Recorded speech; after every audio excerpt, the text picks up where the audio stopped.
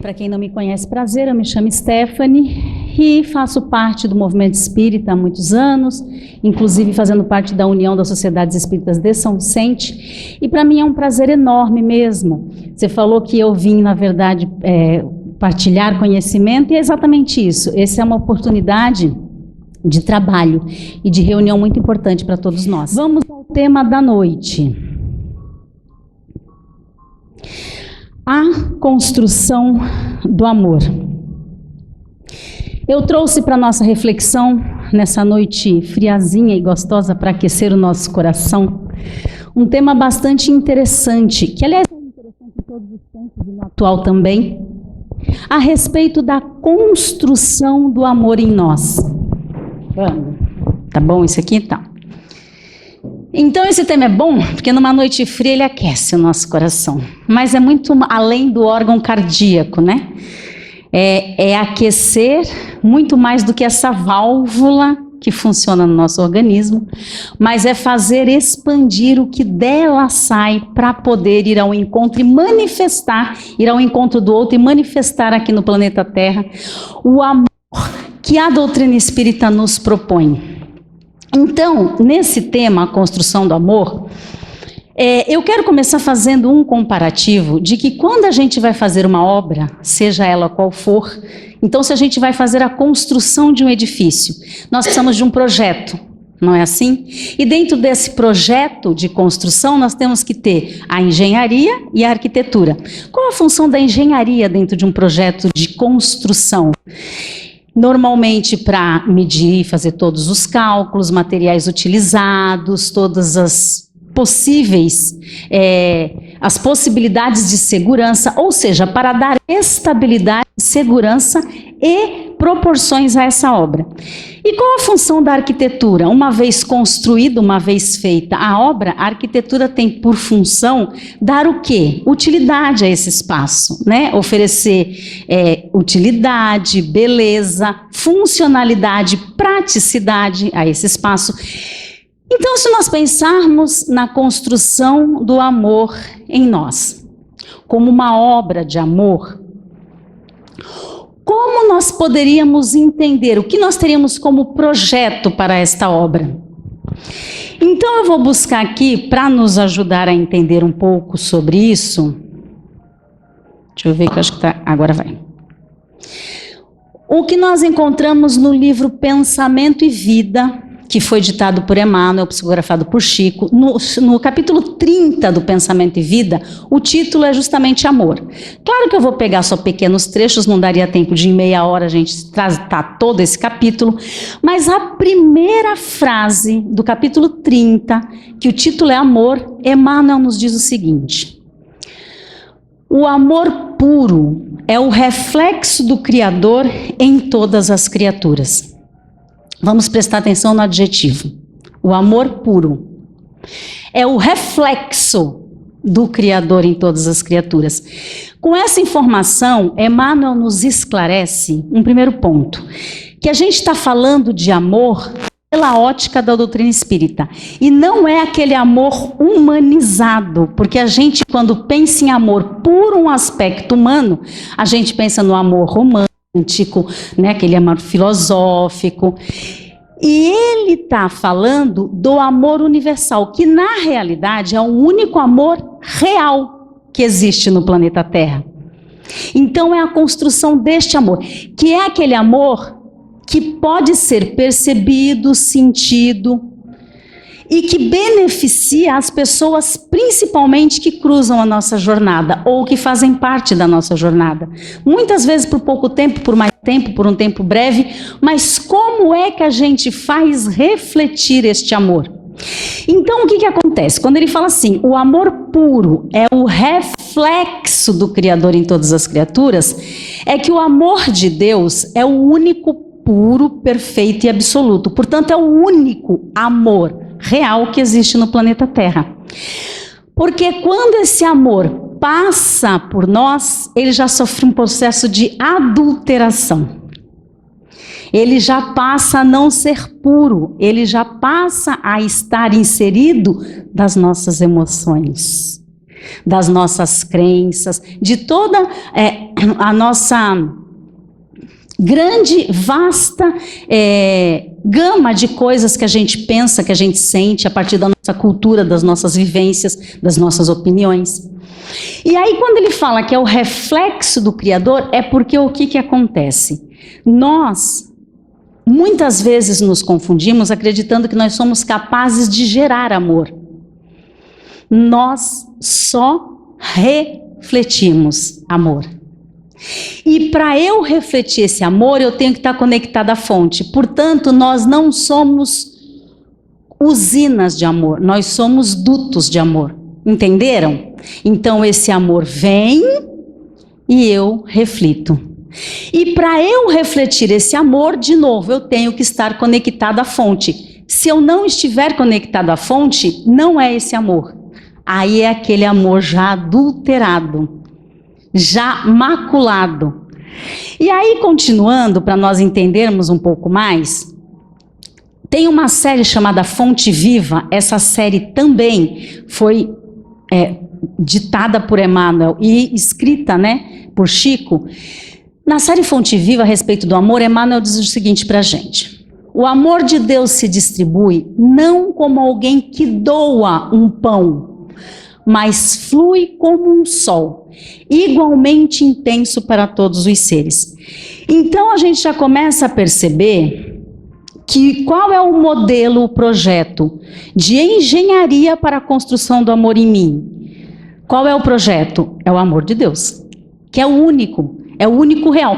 Mas como que é esse amor de Deus? Fica difícil para a gente entender, porque é uma compreensão distante para nós, né? Então vamos entender um pouquinho como que é esse amor de Deus, ou seja, qual é o projeto que a gente tem que estar o tempo inteiro olhando para tentar edificar, construir essa obra em nós. O amor de Deus não se distribui como alguém que doa um pão. Porque se a gente parar para pensar, no ato de você doar um pão ou qualquer coisa a uma outra pessoa, o amor se encerra ali. É um amor limitado, é uma caridade limitada. Porque quando você doa, ali se encerra. Olha, quer ver? Eu vou dar um exemplo. Quantas vezes a gente estava num determinado lugar, principalmente em restaurante, em semáforo, e alguém vem pedir dinheiro ou vem pedir alguma coisa, você fala assim para a pessoa que está com você: ai, dá logo, que assim a gente já se livra.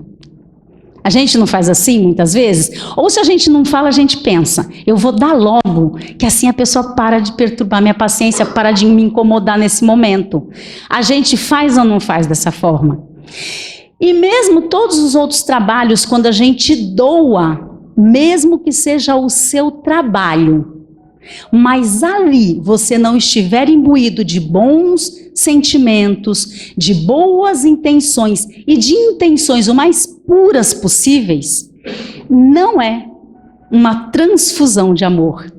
É uma transfusão que se encerra em si. Por isso que ele diz assim, que o amor de Deus se distribui não como alguém que... Lembra, a gente está falando do amor de Deus, tá? É o que vem lá da fonte para nós. Ele flui como um sol, igualmente intenso para todos os seres. E aí tem uma parte muito interessante para nós refletirmos. E cada criatura capta, absorve a energia do sol do amor na medida da sua evolução, do seu grau de recepção. Mudou tudo. Mudou tudo. Porque o amor de Deus, que é esse fluido cósmico universal que encharca o planeta Terra e é o real, ele se distribui como o sol igualmente para todos os seres. Observe que eles não estão falando assim, para o homem. Emmanuel fala para todos os seres, para tudo que existe no planeta Terra. Sejam homens, animais, minerais, vegetais, sejam homens de todas as ordens espirituais que a gente tem lá, né? No Livro dos Espíritos a gente tem as ordens espirituais e as classificações dentro de cada ordem. Todos. É esse amor que a gente está falando, é disso que a gente tem que tentar visualizar e entender. Mas onde é que pega? Se ele flui igualmente para todos os seres, cada um vai captar de acordo com o seu grau de recepção. Vamos pensar numa antena de captação e transmissão, por exemplo, de sinais de comunicação. Então, se a gente pensar que hoje em dia todos os celulares têm antena. Antigamente a gente tinha que puxar a anteninha, hoje em dia eles já são todos, né, embutidos, as antenas já ficam dentro do celular. Mas se você pegar um celular com toda a capacidade de transmissão que ele tem e comparar, por exemplo, com uma antena de transmissão de uma emissora de televisão, qual que tem mais potência? A da emissora de televisão. Por que que tem mais potência? Porque tem mais capacidade de captação. Logo, tem mais capacidade de distribuição. Então, trazendo isso para essa realidade que Emmanuel nos diz, é só nós pensarmos o seguinte: nesse exato instante, essa frequência, porque amor é uma frequência, está sendo distribuída de igual forma, na mesma proporção, mesma quantidade, para todos nós que estamos nessa sala e para todos os irmãos da corrente que gerenciam os trabalhos aqui da nossa querida Casa Amarela, né? Da família Trabalho, Amor e Luz. A minha pergunta é: nós estamos captando com a mesma proporção que as entidades que coordenam essa casa? Vocês acham que sim ou que não? Não. Porque nós ainda estamos com a nossa antena com uma capacidade um pouquinho mais reduzida de captação. Então, isso é importantíssimo. Cada criatura capta, absorve no seu grau de recepção. Portanto, quanto mais eu capto, mais eu distribuo. Quanto menos eu capto, menos eu distribuo. E aí, se eu não estou captando da fonte, o que eu distribuirei? Aquilo que é originário em mim mesma. E o que é originário em mim mesma tem muito de adulteração. Porque, de novo, está sempre envolvido pelas minhas crenças, pensamentos, cultura e principalmente as minhas emoções. Então, esse é um ponto bastante interessante de nós observarmos, lembrando que a gente está falando agora só pelo aspecto da engenharia dessa obra, ou seja, qual é o modelo que a gente deve seguir, deve perseguir, é este modelo. Continuando no capítulo 30, Amor de Pensamento e Vida, Emmanuel diz assim: mercê de semelhante bênção, ou seja, se o amor de Deus flui igualmente como um só para todos nós, é para todos nós. De novo, de forma perfeita, absoluta e pura. Você tem o amor de Deus de forma perfeita, absoluta e pura 24 horas do seu dia na sua vida. Tá, de igual forma. Então, nós estamos à mercê, né? Mercê de semelhante bênção. Cada ser é acalentado no degrau da vida em que se encontra. Porque assim como cada um de nós vai ter uma capacidade de absorção desse amor, na mesma proporção será a nossa possibilidade de acalanto, de ajuda. E aí a gente lembra aquela mensagem, aquela frase de Jesus que dizia assim: ajuda-te que o céu te ajudará. Entenderam? Só que o mais fantástico, se nós olharmos por um outro ponto de vista, essa frase, é que cada um é acalentado de acordo com o degrau evolutivo em que se encontra. Mas está dizendo que alguém deixa de ser acalentado por esse amor? Ninguém. E aí é fantástico nós entendermos que o amor, esse fluido cósmico universal, alcança absolutamente todos os seres. Não importa o degrau, não importa em que altura da escada evolutiva dentro do planeta Terra esse ser se encontre. E aí, para finalizar assim, para a gente conseguir compreender este amor do qual nós estamos falando, que é possível a construção dele dentro de nós, mesmo que a gente não termine esta obra nessa existência, porque não vamos terminar, diz assim Emmanuel: o verme é amado pelo Senhor, que lhe concede milhares e milhares de séculos para levantar-se da viscosidade do abismo, tanto quanto o anjo que o representa. Então, vocês entenderam quando o Emmanuel nos diz antes que flui como um sol igualmente para todos os seres? E é na mesma proporção. E continua Emmanuel dizendo assim: a seiva que nutre a rosa é a mesma que alimenta o espinho dilacerante. Na árvore em que se aninha o pássaro indefeso, pode acolher-se a serpente com as suas armas de morte. No espaço de uma penitenciária, respira com a mesma segurança o criminoso que lhe padece as grades de sofrimento e o correto administrador que lhe garante a ordem. Deu para nós entendermos o que é esse amor puro, absoluto e perfeito de Deus? E aí, esse é o grande desafio para nós. Porque veja, por mais que nós busquemos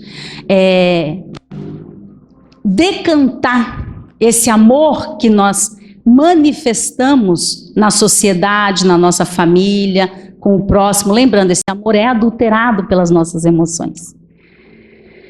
Nós conseguimos hoje, com certeza, ainda aceitar o espinho, a gente consegue aceitar, aceitar o anjo, a rosa, a gente consegue aceitar o pássaro e consegue aceitar o administrador da penitenciária. Mas a gente se esforça e tem muita dificuldade até de compreender, ainda nem aceitar. É compreender o espinho, a serpente, o presidiário e o verme.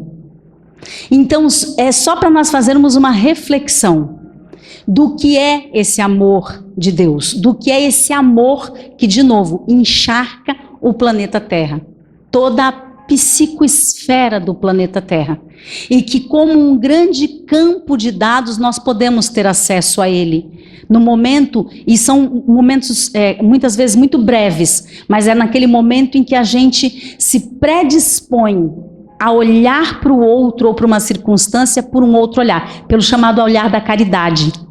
Quando a gente exercita a caridade real, esse amor dá uma fluida assim boa em nós, e a gente tem exatamente uma sensação muito boa. Então a gente entendeu, minimamente assim dentro do tempo que é possível, qual é o projeto de engenharia dessa obra. É o amor de Deus.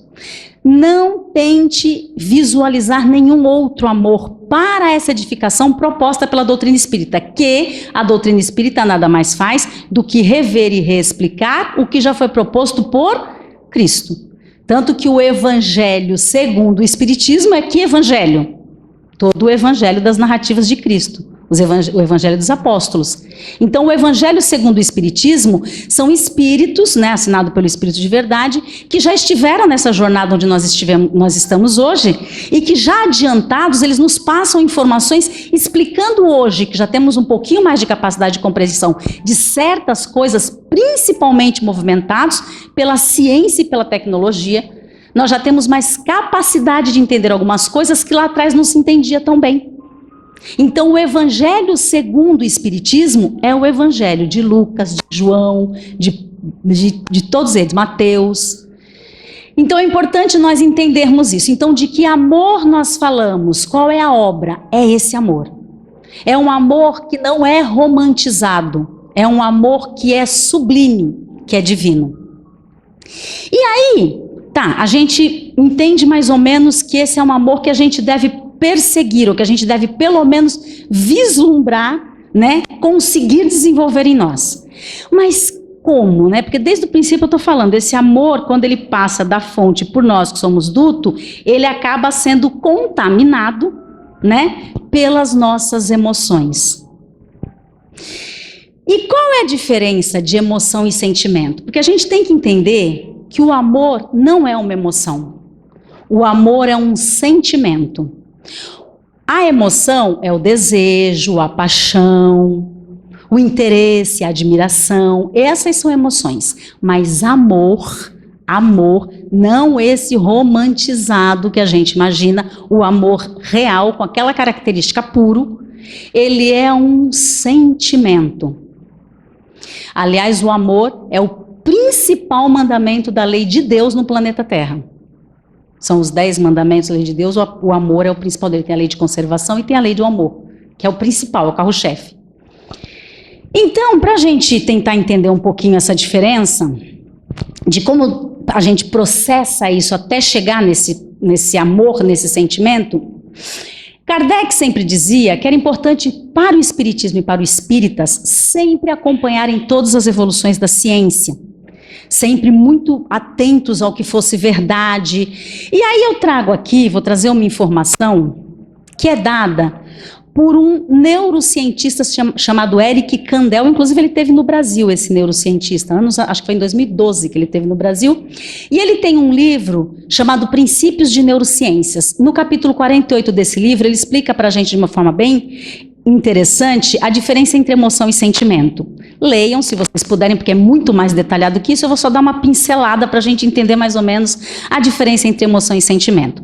Segundo Eric Kandel, esse neurocientista, ele diz o seguinte: a emoção é uma resposta automática e fisiológica inconsciente a um estímulo externo.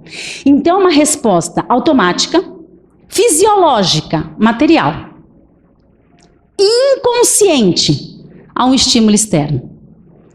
Vou tentar explicar com um exemplo. Eu acho que todo mundo já passou por aqui, por isso algum dia. Sabe quando você está naquela turma de amigos ou entre familiares ao redor de uma mesa e está todo mundo batendo papo, conversando, e aí fala assim: do que você tem medo? Eu tenho medo de cobra. O outro: eu tenho pavor de aranha. O outro: eu não gosto de rato. O outro: eu tenho medo de fantasma. E o outro: eu tenho medo de barata. Se vê uma barata voadora. E quando a conversa está bem animada, porque quando a gente entra nesse tipo de assunto, vocês sabem que a atmosfera já fica boa, né? A gente vai ficar com medo sem perceber. Ali conversa vai, e o seu amigo ou a sua amiga que está sentado na cadeira ao seu lado, em volta da mesa, tem a excelente ideia de quando você está distraído falando, vem assim com a pontinha da unha e passa assim na tua panturrilha de baixo para cima. O que acontece nesse momento? Você dá um grito, no mínimo vai virar essa mesa, né? Vai virar a mesa, e em 2 segundos, milésimos de segundo, você está de pé. Nesse instante, você está todo arrepiado, o teu sistema endócrino está encharcado de adrenalina e, inclusive, o perispírito já projetou para fora, né? Já projetou. Você acabou de sentir uma emoção. Você acabou de ter uma resposta automática. A gente dá vexame nessa hora, né? Grita, os homens gritam fino, a mulherada dá tilt, dá piti, fica histérica. A gente acabou de ter uma resposta automática e fisiológica. Você nem pensou, você só levantou. E levantou você, a mesa, tudo estiver lá em cima. E fisiológica inconsciente. Você parou para pensar no que você estava fazendo? Há um estímulo externo. Qual foi o bendito do estímulo externo? Aquela ideiazinha boa do seu amigo, né? Aquela ideiazinha de muito amigo que ele teve ou que ela teve. Nesse momento, você acabou de viver uma emoção, você viveu uma emoção do susto, né, ou do medo. Ok. Em milésimos de segundo, também num tempo muito rápido, quando você já está de pé e já deu o vexame, você começa a raciocinar, não é? Aí você fala assim: engraçado, mas estava meio quentinho esse bichinho, e eu não estou vendo ninguém correndo, só eu estou fazendo escândalo. E aí você olha o teu amigo, a tua amiga está se acabando de dar risada. Nesse instante, você acabou de colocar consciência àquela emoção. Porque aí você insere crenças, tudo aquilo que você conhece a respeito daquela situação. Mas esse bichinho não me atacaria assim, ou se for um fantasma, não teria um fantasma em luz do dia no meio de tanta gente. Aí você vai pegar todo o teu arquivo, né, tudo aquilo que você tem de informações e inserir aquela emoção.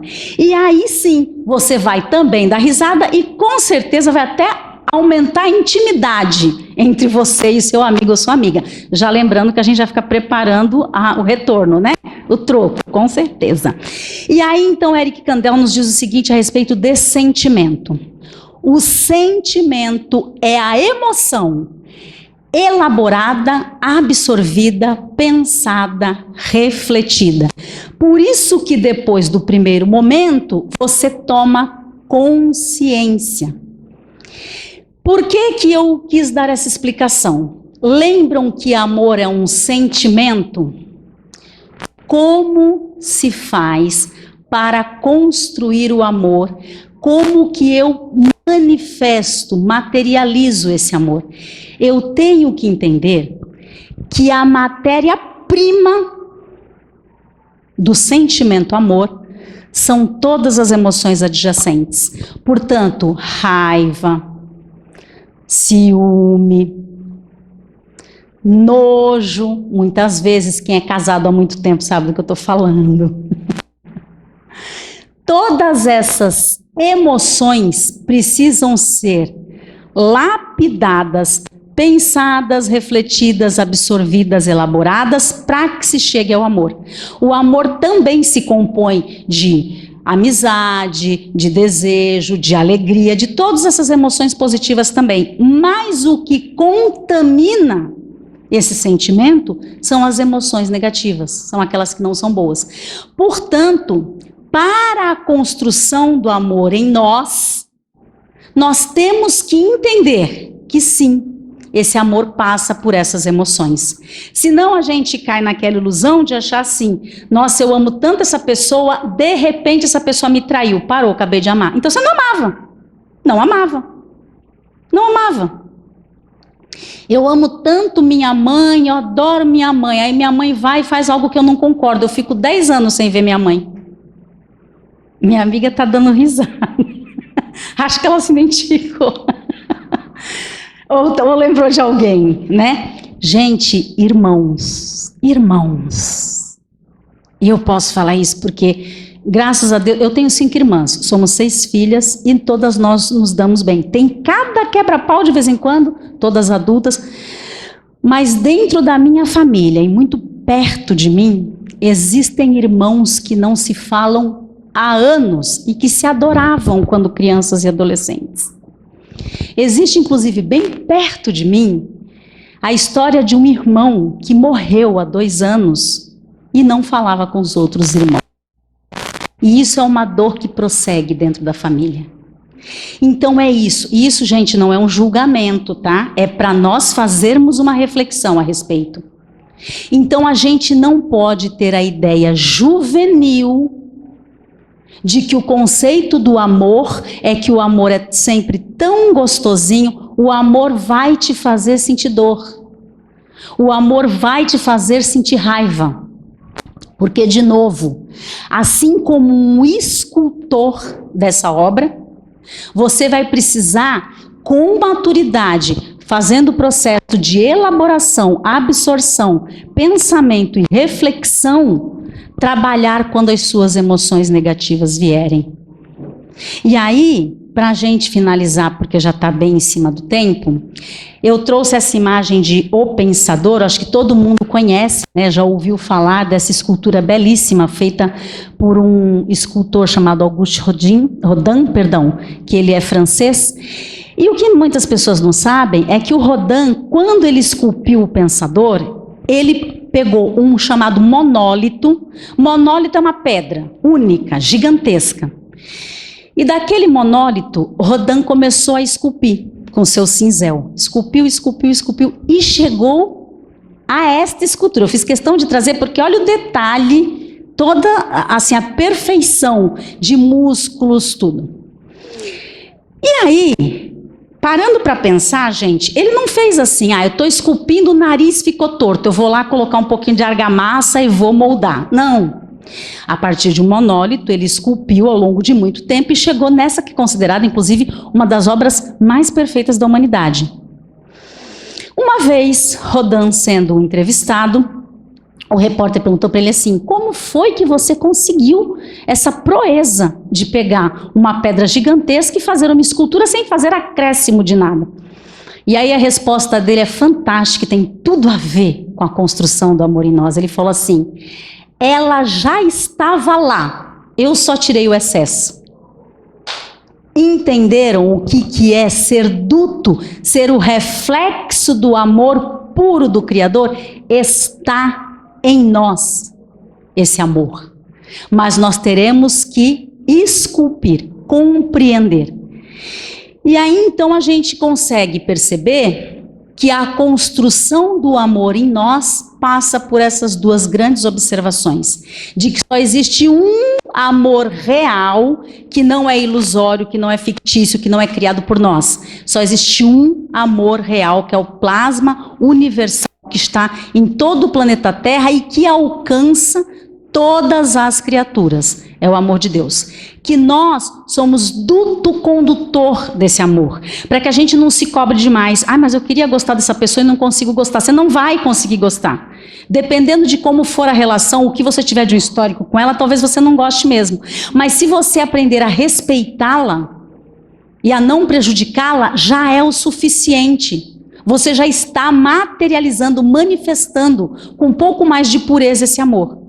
E o outro ponto que nós temos que observar é exatamente que o amor é um sentimento e não uma emoção, e que ele precisa passar por um processo de depuração em todas as relações que nós mantivermos. Porque nós temos relações diferentes, né? Relações afetivo-íntima, a gente tem a relação familiar, a gente tem a relação social. E aí todas as vezes, porque amor é uma decisão. Amor é uma decisão. Quando você decide amar alguém, você ama. Por mais sombras que você possa enxergar nessa pessoa. E amar não significa conviver, nem trazer para dentro da sua vida. Amar é algo muito maior que isso. É aquele amor do qual nos falou Emmanuel de Deus, que aceita o verme e o anjo, o espinho e a rosa, a serpente e o pássaro, o administrador e o encarcerado. É isso. E aí, para finalizar, eu quero finalizar com um pequeno trecho, não é tudo, da carta de Paulo aos Apóstolos, que muitas pessoas se confundem e acham que é uma música do Renato Russo, do Legião Urbana, porque ele fez a música, né, Monte Castelo, mas essa composição foi de Apóstolo Paulo. Renato Russo foi bastante inteligente de ter usado essa composição, que é a primeira carta de Paulo aos Coríntios, em que ele fala sobre o amor. E observem o quanto a narrativa dele sobre o amor é a mesma narrativa que Emmanuel sobre o amor. Ele fala assim: ainda que eu falasse as línguas dos homens e dos anjos e não tivesse amor, seria como metal que soa ou como sino que tine. E ainda que tivesse o dom de profecia e conhecesse todos os mistérios e toda a ciência, e ainda que tivesse toda a fé, de maneira tal que transportasse os montes e não tivesse amor, nada seria. E ainda que distribuísse todos os meus bens para sustento dos pobres, e ainda que entregasse o meu corpo para ser queimado e não tivesse amor, nada disso me aproveitaria. Então essa é a construção do amor em nós, proposta por Cristo, relembrada pela doutrina espírita e da qual já nos falava Paulo há muito tempo atrás. É realmente só esse amor que nos traz paz, que nos conduz ao caminho de evolução e que nos torna úteis às pessoas que vivem conosco. É desse amor. Gente, muitíssimo obrigado. E terminando com a mensagem do nosso querido Cristo: amai-vos uns aos outros como eu vos amei. Obrigada, gente. Boa noite. Que nós tenhamos uma semana de luz.